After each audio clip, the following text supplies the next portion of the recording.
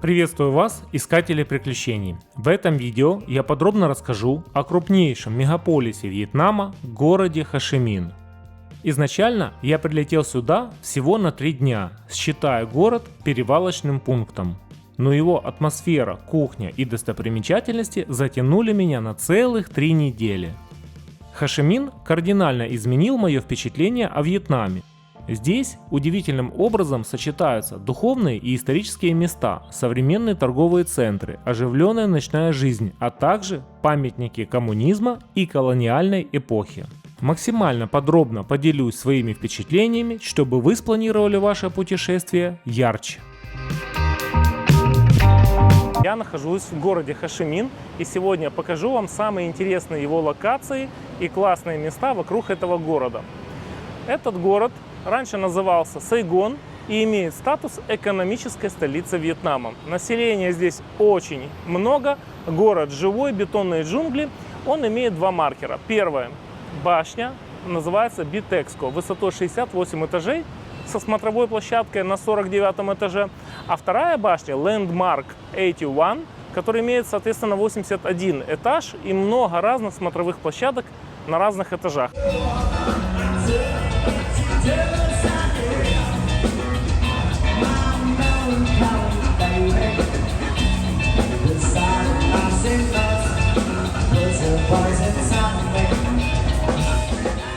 Итак, друзья, первое, что меня поразило во Вьетнаме, это улица Буй Вьен Волкин Стрит. Нечто похожее есть в Таиланде, в Паттайе знаменитое, но во Вьетнаме это что-то просто невероятное, это какое-то сумасшествие. Живая музыка, бары, дискотеки, рестораны, куча неоновых огней, все танцуют, все гуляют. Разного рода развлекательные заведения, проститутки, девочки, мальчики, трансы на любой вкус. И я не ожидал этого увидеть во Вьетнаме. Это просто улица, это просто какой-то фурор, какая-то другая планета. Но есть и минусы. Улица хоть и называется Волкин-стрит, но по ней ездят мотоциклы, и они создают какое-то такое неудобство и столпотворение. Я не знаю, кто мэр города или этого района, но это полный дебилизм запускать байки сюда. Я понимаю, что на байках нужно подвозить какую-то еду для баров, ресторанов, пива, но можно это делать хотя бы в дневное время, когда нет такого огромного количества туристов. Потому что в случае непредвиденной ситуации, если вы набухались и упали в хлам, или кто-то там передозировался разными родами веществами, то скоро через эту толпу мотоциклистов просто не успеет к вам приехать на помощь. Ценники на весь этот Лас-Вегас, на весь этот город греха довольно гуманные. Например, посидеть на улице в барчике можно выпить пиво за $2, можно даже за 1,5. Можно есть еду как на улице, так и покупать в каких-то модных буфетах. Что касаемо цен на сексуальные услуги, меня зазывали массажистки типа массажистки и просили за 1 час $80. А там уже дальше торгуйтесь, насколько это возможно. Но люди, с которыми я общался, экспаты, говорили, что цену можно резать на 2, а то и на 3.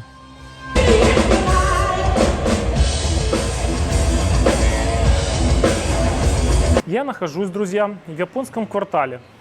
Это квартал вот с такими маленькими узкими улочками, где полно клубов, баров, караоке и всякого рода развлекательных заведений. Японский он называется, потому что тут работают в основном японцы, и вся тематика японская, и я видел людей такие с татуировками якудза.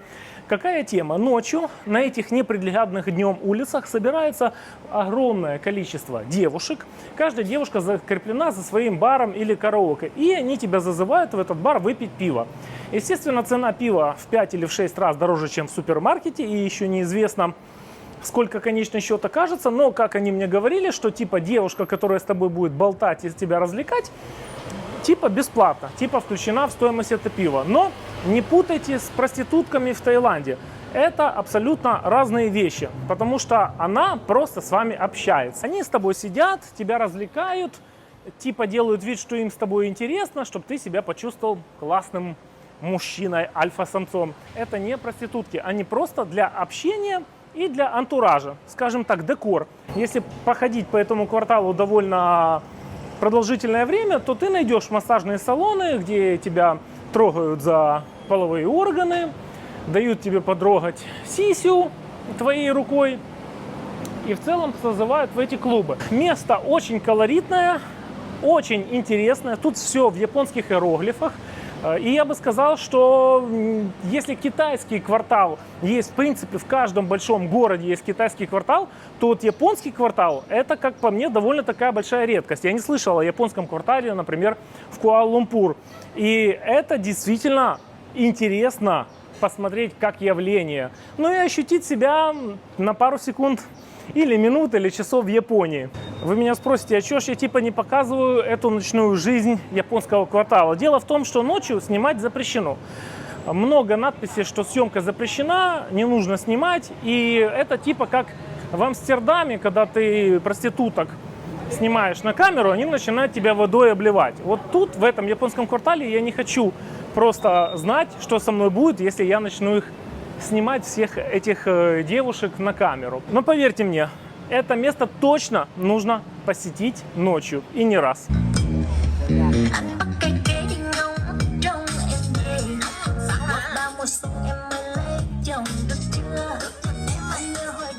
Центром же ночной жизни для самих вьетнамцев, не туристов, является шикарная улица Нгуэн-Хуе. Начинается она от статуи Хошимина и длится до самой набережной.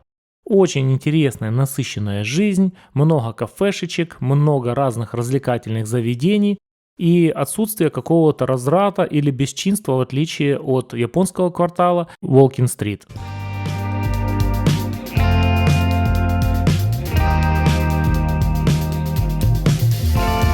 Это памятник Хошимину, в честь которого был переименован город Сайгон. Почему так получилось, что целый огромный город переименовали именем человека? Когда Вьетнам был французской колонией, Хошимин ездил во Францию на обучение, учился там во Франции. Во Франции он зарядился идеями коммунизма и при возвращении домой организовал свое движение и свою коммунистическую партию. И начал бороться за независимость Вьетнама. После окончания Второй мировой войны Вьетнам подал свою независимость от Франции, что вылилось в Индокитайскую войну, по результатам которой Вьетнам разделился на две части – северный и южный. Северный был под Хошимином, южный оставался протекторатом французов, а после Соединенных Штатов. После чего северный Вьетнам стал коммунистический, а южный капиталистический. И началась вторая Индокитайская война, где север поддержал Советский Союз, а юг Соединенные Штаты. И до 1975 года эта война продолжалась, что вылилось в объединение единого коммунистического Вьетнама, о чем мечтал Хошимин. Это красивое здание, музей искусств во Вьетнаме. Построен во французском колониальном стиле. Внутрь я не зашел, потому что я уже насмотрелся всяких музеев. Но вот само здание стоит вашего внимания.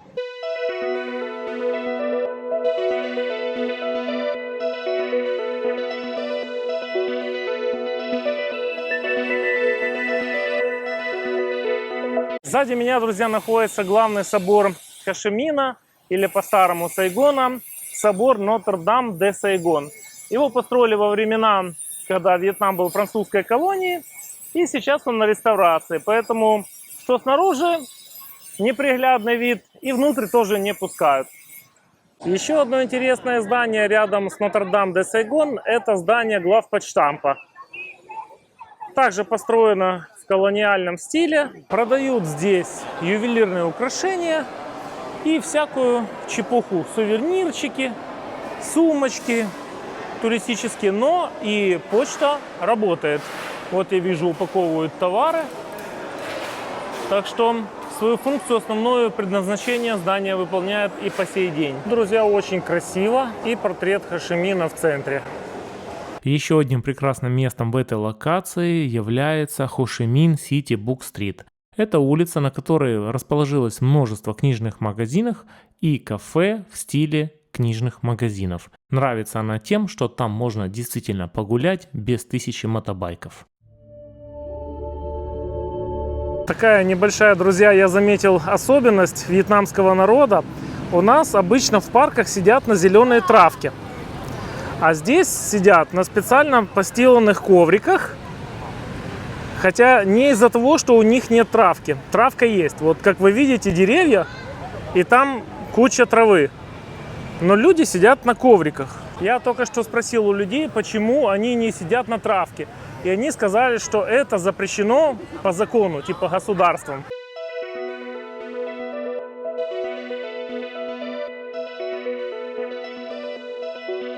Следующая достопримечательность, друзья, это Палац Независимости. Здание, ну, такое себе, похожее на Житомирскую обладминистрацию. Я бы не сказал, что это палац, просто административное здание. Но мне непонятен, почему здесь какой-то немыслимый ажиотаж народу. Прям очереди из народу, автобусы. Я думаю, что сюда свозят школьников, и они рады прогулять какие-то уроки, поехать в какое-то путешествие. Потому что я не думаю, что мы там что-то увидим супер интересное. Этот палац называется Дворец Воссоединения. В 60-х годах он служил резиденцией президента Южного Вьетнама во время Вьетнамской войны. А 30 апреля 1975 года танки Северного Вьетнама прорвали через ворота дворца, что и стало символом конца войны и воссоединения страны.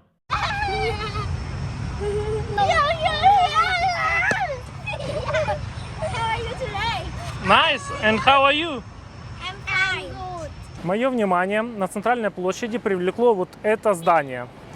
Это 9 этажей кофеен разных, сетевых, не сетевых, оригинальных. Вот представьте себе 9 этажей, и каждое вот это отделение, квадратик, это новая кофейня. И они устроили кровавую борьбу, резню ценами, оригинальностью, сервисом, чтобы удержать клиента. Я не представляю, как они все там конкурируют, но если вы кофеман, вам однозначно туда, вы можете там жить и оттуда не вылазить. Пить кофе вместо воды.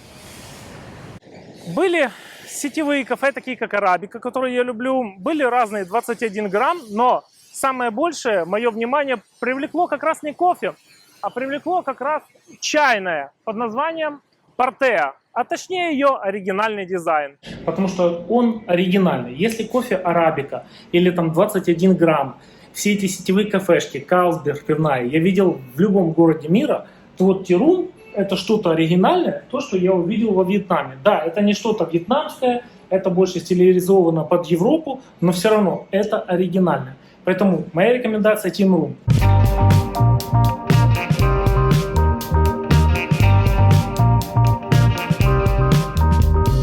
Так, друзья, я попал на Bitexco Finance Tower, и здесь площадка обзорная, действительно обзорная площадка.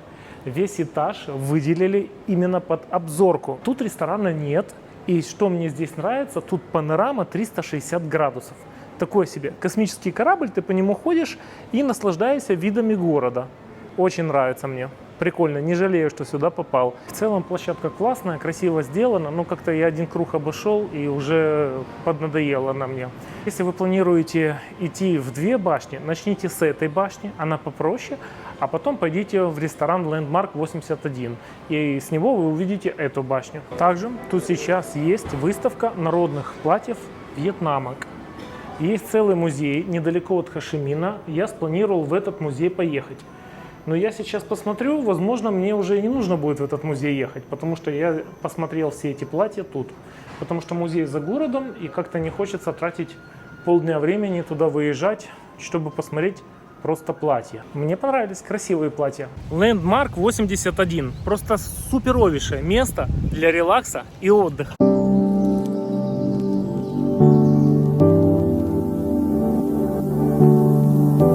Вот это место пока что самое большее мне нравится в Хошимине. Это зеленая травка возле Landmark 81. Такая спокойная атмосфера, нету кучи байков, мотоциклов, просто так классно на травке. Люди лежат, расслабляются, отдыхают.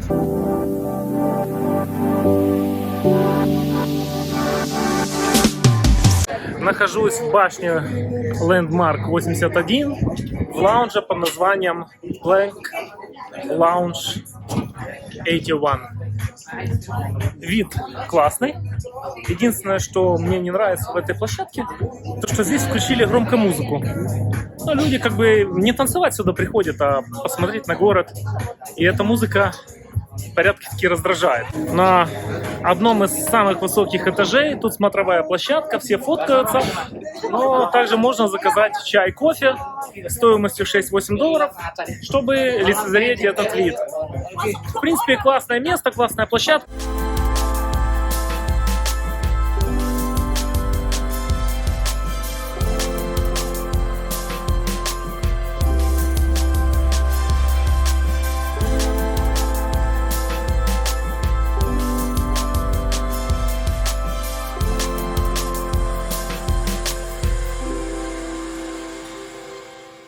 Этот романо-католический собор является одним из самых ярких символов города Сайгон наравне с главным собором Сайгонской Божией Матери.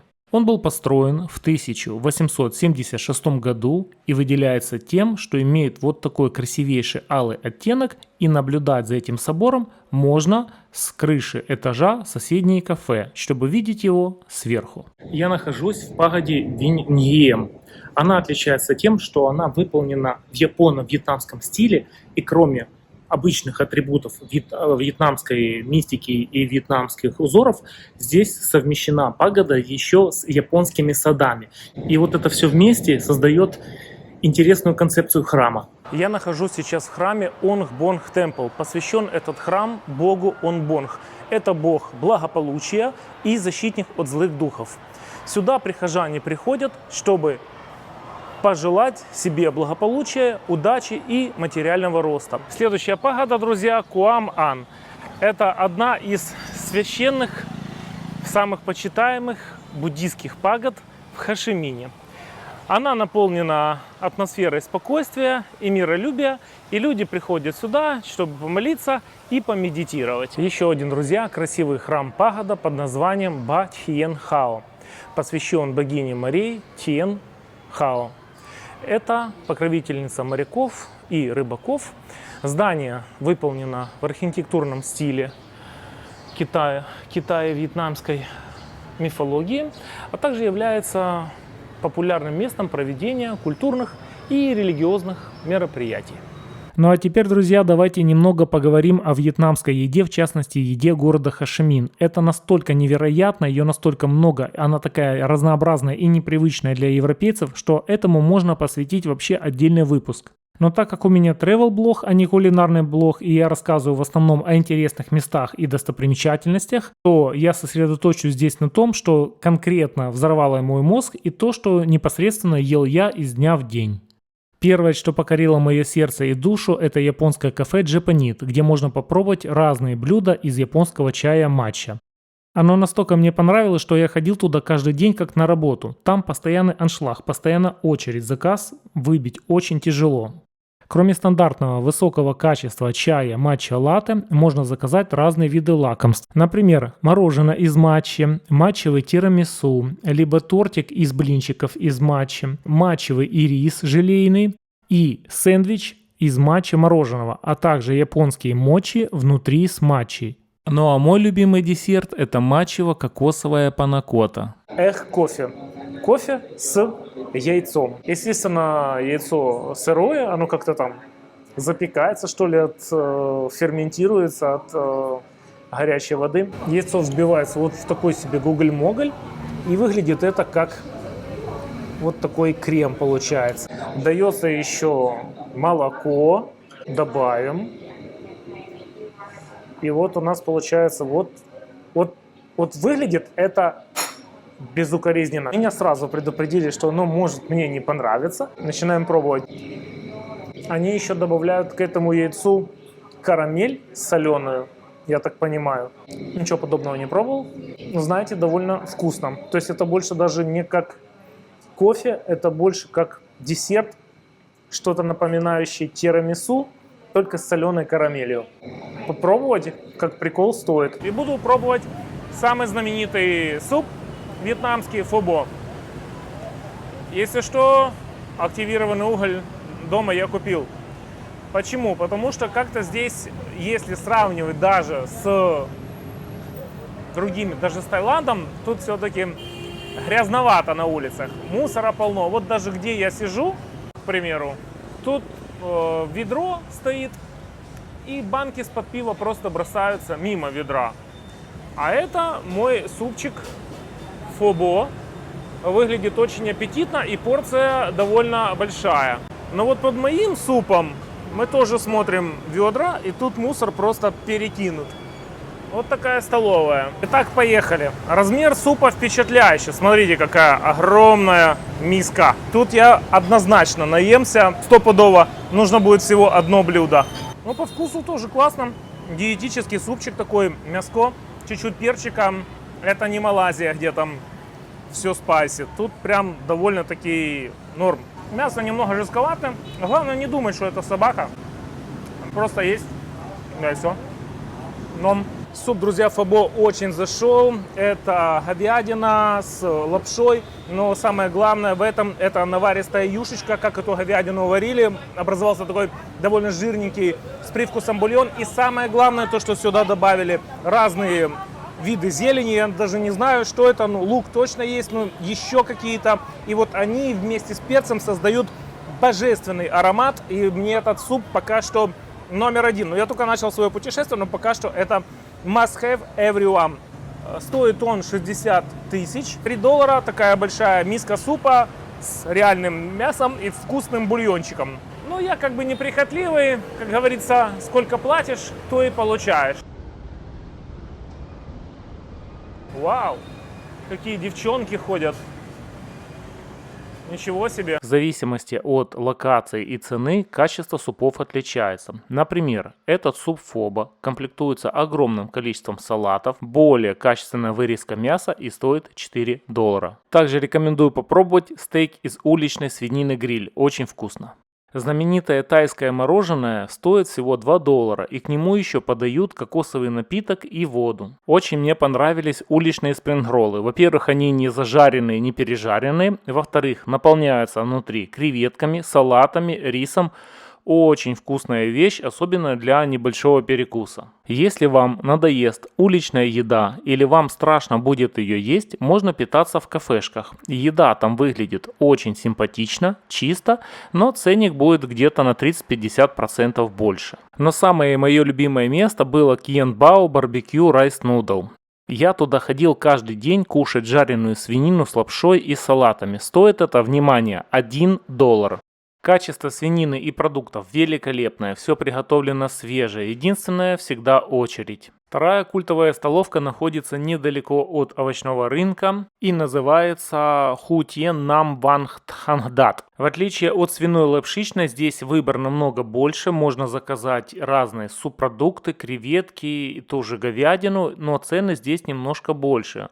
За полное блюдо с супом будет около $2.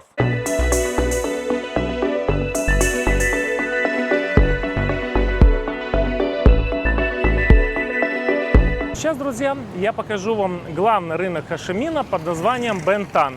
Но во Вьетнаме рынки это еще и центр социального общения. Когда люди собираются после покупок, там есть много прекрасных столовых с дешевыми ценами и со свежими продуктами, так как это рынок, и общаются между собой. Это прототип, как у нас бабушки ходят в больницу, чтобы пообщаться, когда они стоят в очереди за анализами. Хотя у них ничего не болит, и вообще им в эту больницу и не нужно идти. Просто им нужно с кем-то выговориться, посплетничать и так дальше. Сейчас я нахожусь на одном из таких вот точков и заказал себе суп Фобо. Это суп с говядиной. Я его и раньше ел в туристическом районе. Посмотрим, оригинальная еда на рынке, которая из года в год по династиям передается, чем отличается от еды туристической на улицах. Но ассортимент практически такой же, как и во всем Вьетнаме. Цены примерно те же. Но вот антураж, конечно, прикольный. Чувствуется такая какая-то движуха, как на наших фудкортах типа Киев Food Market. Про еду мы поговорили, давайте теперь поговорим про жилье, которое можно арендовать в Хошимине. Бюджетного жилья в Хошимине очень много, но таких цен, как в Нячанге, вы не найдете. Например, я снимал во французском квартале вот такие таунхаусовые постройки, апартаменты. Стоили они мне около $80 в неделю.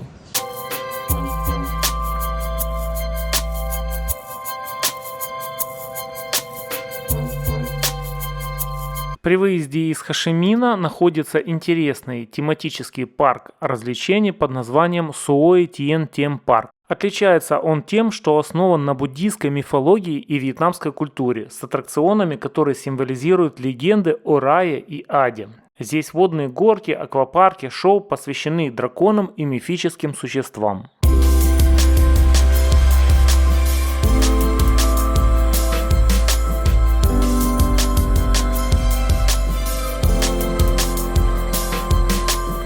В окрестностях также находится буддийский храм под названием Чао Той Буддист Темпл. Он расположен на холме провинции Бинзеонг, и храм известен своей исторической архитектурой и статуями Будды с панорамным видом на окрестности. Меня наиболее привлек в этом храме виды драконов. Великолепный храм, вот просто нахожусь здесь и не хочется никуда ехать. Тут так спокойно, единственное, если бы еще было чуть-чуть попрохладнее, но в целом очень классно тут, поэтому я от души рекомендую посетить вам это место.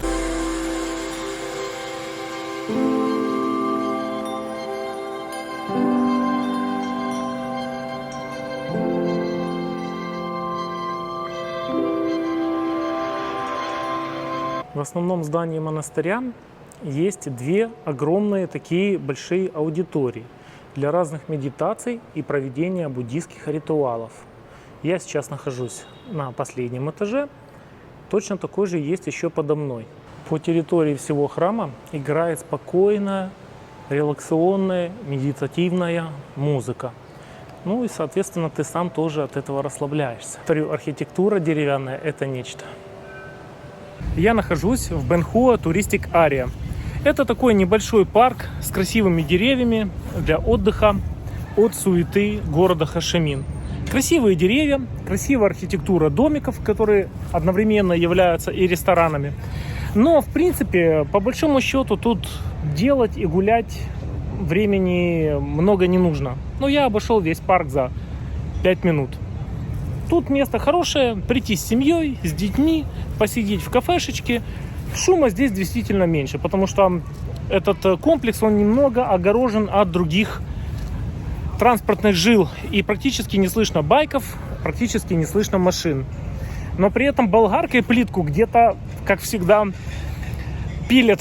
И это раздражает. На этом, друзья, мой выпуск про город Сайгон Хошимин я заканчиваю. Надеюсь, я дал вам много полезной и ценной информации, чтобы вы смогли спланировать ваш маршрут и сделать это путешествие ярче. Подписывайтесь на канал. Ярких вам путешествий!